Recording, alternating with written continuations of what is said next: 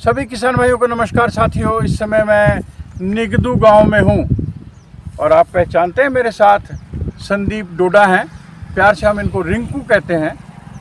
ये हमको बीज बनाने में और नए बीजों पर परीक्षण एक्सपेरिमेंट करने में बहुत सहयोग करते हैं।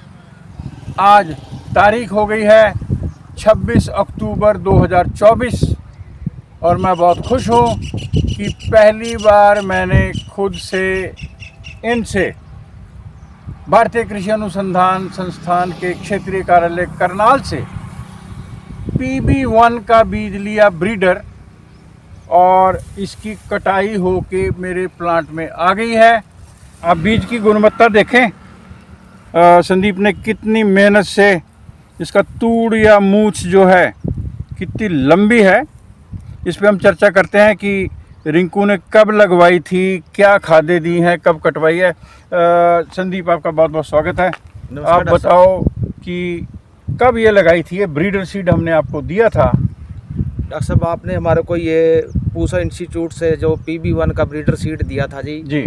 ये हमने 20 जून को इसकी नर्सरी के लिए मान लो बीज डाला था जी। अच्छा। और 6 जुलाई को हमने इसको ट्रांसप्लांट खेत में किया था जी। 25-26 दिन की पौध थी जब इसको हमने ट्रांसप्लांट किया था जी।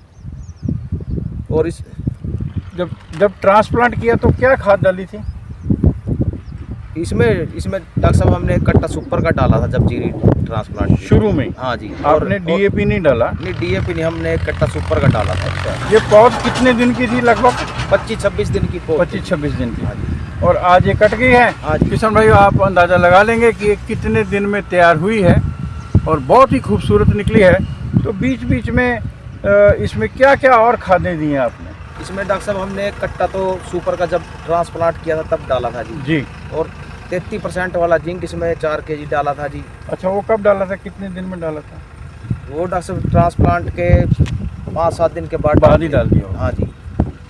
और 3 bag urea, 2 bag, 2.5 bag? 2.5 bag urea के दिया। 2.5 बैग। हाँ। इसके अलावा कुछ और माइक्रो न्यूट्रिएंट उसका सब हमने सूक्ष्म तत्व दिए? वो उसका जब ये निसरने पे आई थी तो 052-34 का स्प्रे करवाया था जी। जब ये निसरने पे मतलब गोब अवस्था में? हाँ जी। हाँ जी। उसमें बोरोन मिलाया था 100 ग्राम? हाँ जी, बोरोन भी मिलाया था जी। मिलाया? हाँ जी। हाँ जी। तो आपको अच्छा लग रहा है किसान भाइयों? आप देखें कितनी हष्ट पुष्ट और खूबसूरत ये है। पौधे अभी भी पत्ते हरे हैं और हम झाड़ के ले आए हैं। इसको हाथ से झड़वाया आपने। डॉक्टर साहब आपका बहुत बहुत शुक्रिया इसके लिए। डॉक्टर साहब ये मान लो वैसे तो कंपाइन से ही कटती है जीरी जी, लेकिन आपने हमसे अनुरोध किया था कि हमने बीज बनाना है जी। तो ये 2 एकड़ मजदूरों से बड़ी मुश्किल का है कि उनसे ये वो भी बहुत बहुत शुक्रिया।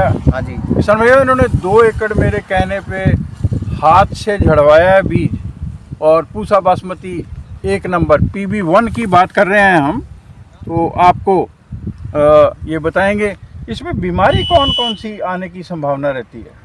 डॉक्टर साहब एक तो इसमें ये जो अपना ये आती है नेक ब्लास्ट है। हाँ जी। बैक्टीरियल ब्लाइट है। हाँ जी। इसमें क्योंकि अभी कोई रोका नहीं गया है तो कुछ कहना चाहेंगे आप? इसमें डॉक्टर साहब मान लो 2 बढ़िया फंगीसाइड के स्प्रे करने चाहिए जी। अच्छा, किस टाइम में करने चाहिए? एक तो जब मान लो 55-60 दिन की हो जाए जी। अच्छा।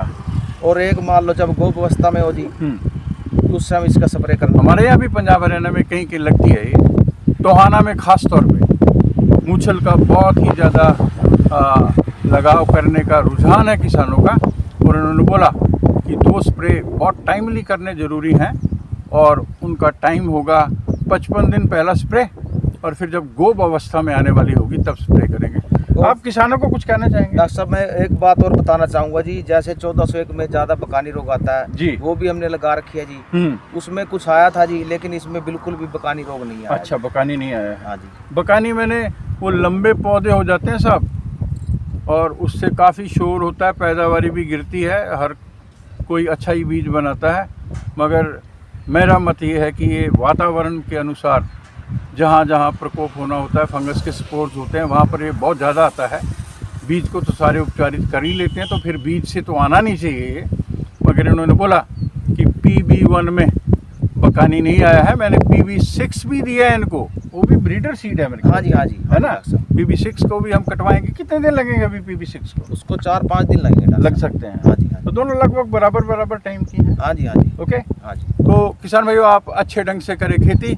सबको शुभकामनाएं और संदीप डोडा का बहुत बहुत धन्यवाद मैं आपकी तरफ से करता हूं, क्योंकि इनके द्वारा बनाया गया बीज ही आपके खेतों में जाता है और आपको मिलता है इससे आर्थिक लाभ।